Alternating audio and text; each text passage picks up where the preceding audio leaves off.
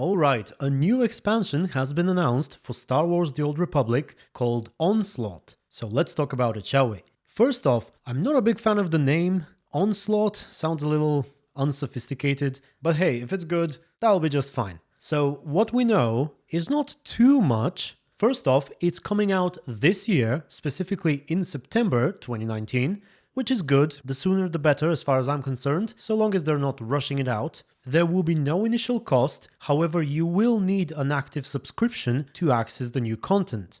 What happens if you unsubscribe afterwards is not explained, but based on their previous practices, I think it's safe to assume that if they make any further small episodic story additions, those will be available even to non-subscribers. Now, you know that I focus primarily on the story-driven aspects of the game, so let us see what additions are coming out in that department. They say 2 new planets, Onderon and Meksha, and 1 new flashpoint, which will, as far as I understand, represent a part of Corellia and how it has changed after all the recent events. It will be in that flashpoint that the story's ending takes place, or at least the ending of the initial offering.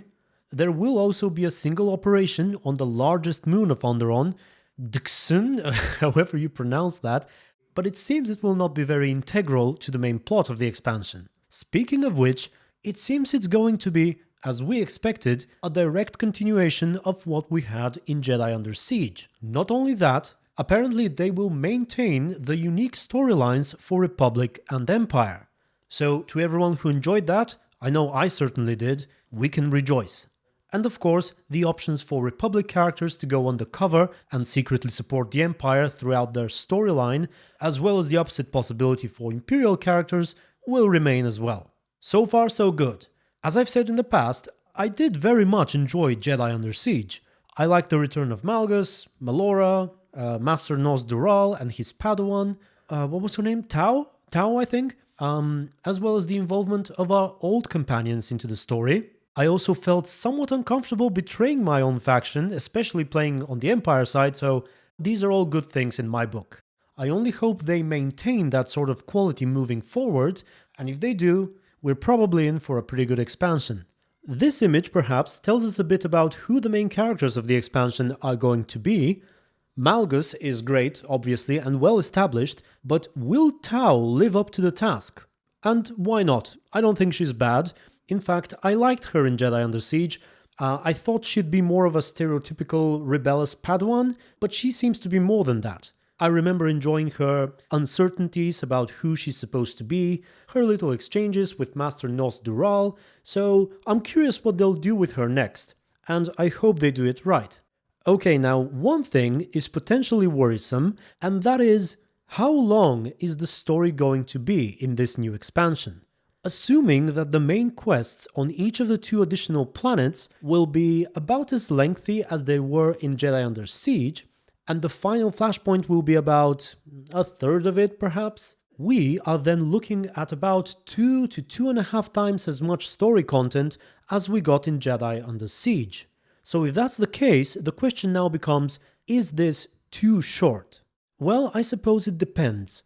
If you are playing the expansion just for the story and nothing else, and especially if you don't have characters on both sides, then the answer is yes. On the other hand, if you have characters on both sides, that effectively doubles the amount of story you get from this expansion, and also assuming they'll keep the same business model as before, meaning the new story updates after launch will be available to free players, or rather preferred players, then I definitely think it's worth the initial $15 or so for a month of subscription as an initial offering. Of course, assuming that those updates are actually good and they come out regularly, unless we get another Anthem situation and they pull devs off of the game because of it. I hope not. And finally, of course, if your interest extends beyond the story and into operations, there will be a new one for you there, not to mention a very large update they're making to the whole gearing system. They're calling it Play Your Way, and the main thing about it is the addition of a new gear slot called Tactical Items. And it does sound a little like a mixture of what the artifact weapons were in Legion and what the Azerite traits are in Battle for Azeroth. This is, of course, World of Warcraft. Through these items, you will be able to customize your abilities from multiple available choices, as far as I understand, and also match them with newly added set bonuses. Those items will be obtainable pretty much through every system in the game, meaning PvE, PvP, crafting, and so on. And I gotta say, all in all, the expansion does sound promising. Will they make good on their promise, however? Well, time will tell. I certainly wish them luck, and I'm sure I'll be playing through this expansion, making videos about it, and letting you know what I think about all of its additions when I actually get to try them. The studio that develops Star Wars The Old Republic is probably the closest thing we have left to old BioWare, so I hope that doesn't change, and certainly not for the worse. Okay, so let me know what you think about all of this. Thank you very much for watching. Special thanks to my supporters on Patreon and YouTube members, and until the next video, stay tuned and be good.